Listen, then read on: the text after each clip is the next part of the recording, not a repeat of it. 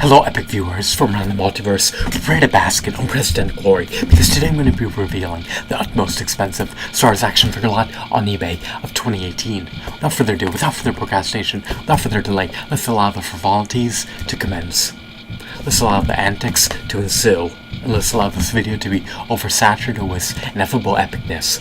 So, as you can unequivocally see, a Star Wars lot was recently procured on October 14th of 2018 for $3,800, or I should say for $3,817.30. So that equates to each action figure selling for slightly over $127 each. Now these are 44 vintage Kenner Star Wars action figures, and the best offer was accepted. So it was priced at initially $4,000, but the seller conceded to selling for $3,817.30 instead of $4,000 because the best offer was accepted. So disregard this winning bid. It doesn't show the best offer that was accepted. It just shows the asking price as the seller was asking. Regardless, though, let's move on and let's delve into the nitty-gritty and see what this lot had to offer.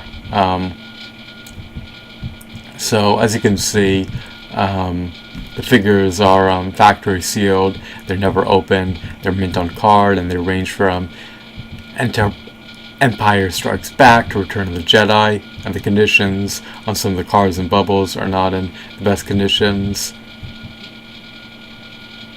And cards have proof of purchase on the backs. So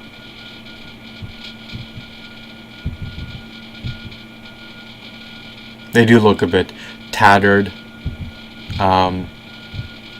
relative to other cardboard backs.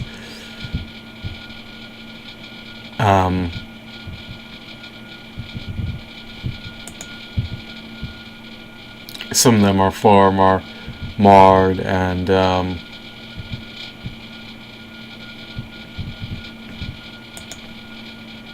compromised than others.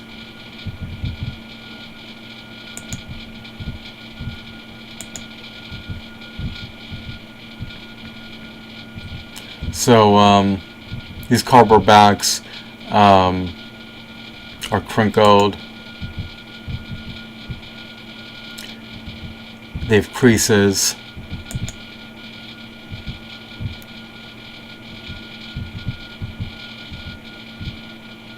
They look a bit scuffed, to say the least, especially this one. As per the figures appear to be in near mint condition. They've yet to be oxidized. The figures, for the most part, are in pristine condition. They're unscathed. Their structural integrity has not been compromised, unlike many other open Star Wars figures that are missing appendages and limbs. I'm really baffled that someone would spend almost $4,000 on this lot for 30 low quality figures. The articulation on these figures is relatively rudimentary.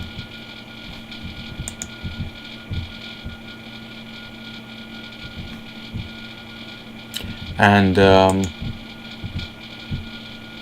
all 30 of these figures are not encased in plastic cases. It's quite a shame and quite a pity. You have Obi-Wan, Darth Vader, Luke Skywalker, Princess Leia,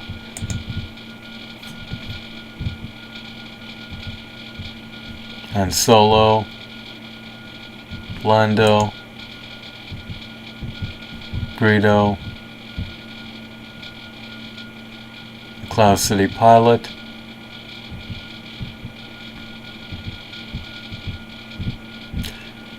a character from Empire Strikes Back, presumably some type of officer, an Ewok, a driver, Chewbacca, a variant of Han Solo, donning a winter coat. You have a stormtrooper, one of the Sand People. The Royal Guard is probably the utmost epic figure in the set. The figure of Emperor Palpatine, Boba Fett, Power Droid, a Jawa, R5-D4, more drivers, a Rebel, Luke Skywalker, more Ewoks, and another Royal Guard. New figures of Han Solo, and another variant of Han Solo. So it's definitely a disappointing collection. I believe the Kenner figures dwarfed their Hasbro counterparts, so I believe these figures stood roughly 5 inches tall. However, the Hasbro Star Wars action figures, they stand 3.75 inches tall. So these figures are anywhere from 3.75 inches to 5 inches in height. Their articulation is rudimentary for the most part. They may be sporting 5 points of articulation.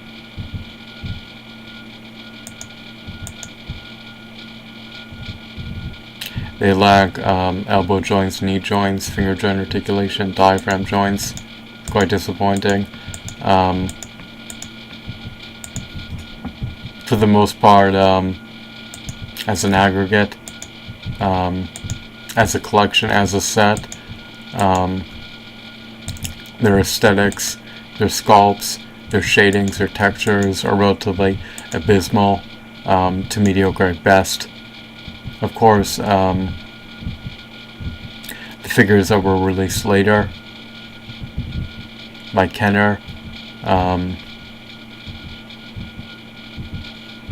they have better movie likeness, better sculpts, better aesthetics. The original figures released by Kenner are just appalling relative to today's standards. I mean, when I compare them to a Toby's Marvel Legends action figure that stood 6 inches tall, had 32 to 40 points of articulation, has stellar textures, stellar aesthetics, a stellar sculpt,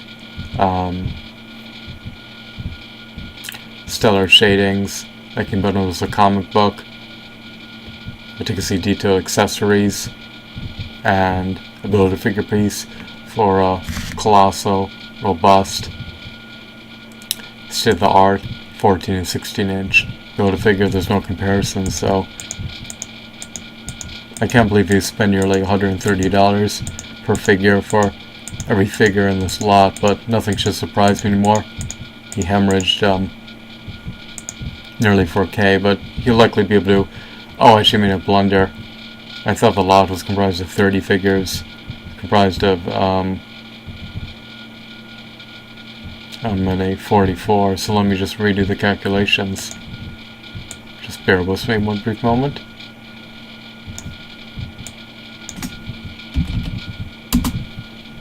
So I apologize about the faux pas.